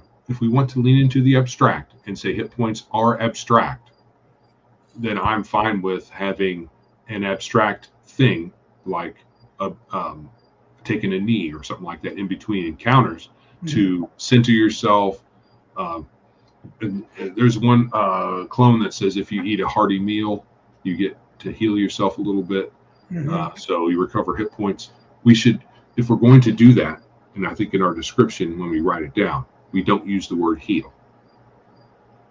What you do is you use the word recover. Okay. So recovery would be a better way of better word choice. Okay. And maybe that's quibbling, maybe that's being pedantic. But if you're saying healing, then it's healing. But would you be okay if we said heal 10 points of 10 hit points and recover 5 hit points? Can we have both those languages, you think? I think you just say recover and just leave the imagination to the player. Okay. Malachi says, at me, because I ask, at one level of exhaustion in 5e, your max hit points is halved, movement is halved, and I think at the 5th level, your movement is 0. So exhaustion is pretty harsh. Killraven was saying it was worse than taking hit point damage. Sounds bad. Cal says you eat the Jello pudding and recover. Right on. I would rather language revolving around in between healing, not use the word healing. You use the word recover. You recover. It's better, I think, for me. Yeah. Mr. Boivin, I think, is supporting you. He says if hit points would be your energy, you would lose hit points from running for a while. I think you can make a good argument. You take a good fighter, you make him run for 5-10 minutes at full speed. He's not going to fight as good when he's done. No, you can push him over. Yep. Poof! You don't even need a sword. All your hit points are gone. Sorry about that. So I mean, I think we'll talk about that. I mean, I like the old school heal hit points and stuff like that. Raven's heading out. We'll see you, man. Thanks for showing up. Yeah. All right. Anyway, I think that's all I got for 5e that I really say that I really liked. I don't dislike other parts of it, but none of the mechanics really make me go, "Well, this is awesome." Yeah, it's for me. It's Care Bears D&D. Yeah. All right. Shall we head into the last segment and remind them of the things? Let's remind everyone that's here that's probably already subscribed to subscribe. Yes. But if you're coming by here after the fact, if you're listening to us on the audio side of things, subscribe to us in that podcatcher. So subscribe to us here on YouTube, where we are recording this for posterity, and like and subscribe. Tell your friends. Physically restrain them. Force them to listen to us at least once, and then our magic will take over, and you will no longer have to do that. Yes, we only need one chance to cast our spell of charm, and they will be in it to win it with Biggest Geekus. Yes, just joking. Don't do anything illegal. Yes, we can't. I don't think you can legally restrain anybody unless you're a police officer. So, if we have any police officers listening, then you can use your police officer powers to restrain people to listen to our podcast. Pump it into your back seat of your cruiser. I need to make a note. I've said I can't kill anybody in 5e. Dar says so far the easiest way he's found to kill PCs is with exhaustion. Right on. Oh no, Boivin, I was wondering where you were at. He fell asleep. Sleeping's for the weak, dude. He said he missed the whole show because he fell asleep on the couch. Today was hot and humid. I understand. We've had some of those days. Yes, it is. It is the way of things. Sometimes it gets hot. Sometimes it gets cold. It do. I think our hot days are getting ready to be in the rear view here in Michigan. In Michigan, we're slowing our roll here before long. getting ready to snow on me while I work outside. We lost Iron Man. I forgot to say goodbye to him. He's a Michigan dude. Do we want to do some random geekitude? Do we got some call-ins or emails, or you want to push that off? What do you think? We're already at the 2-hour mark. How about we push that to the next time, and then we will switch gears back to the old way, and we'll just start off with those so that we can get them out of the way. We'll go back to the old ways. Yes. All right. So, if you'd like to support our show, please check us out. Like, subscribe, share us where you're listening or viewing the show. We're on all the socials, videos, podcast places, all that good stuff. If you want to give us a little moolah, you can support us at paypal.me/biggestgeekus. Streamlabs and Anchor are also 2 places on the podcast scene. You can give us cash. Yes, those places will also help fund our initial efforts over at the Emporium, BigGeekEmporium.com. I would think most of the money should push toward that. That's our big thing. Right. Until I start raking millions in with my modules. Our website's www.biggestgeekuspodcast.com. You can email us at the geeks@biggestgeekuspodcast.com. And I think that's about it, dude. You ready to call this a night? I think so. Everybody, thanks for showing up. As always, stream listeners, we're fabulous. But this is Randy. And this is Joe. And remember, if you can't be big like us, be geeks.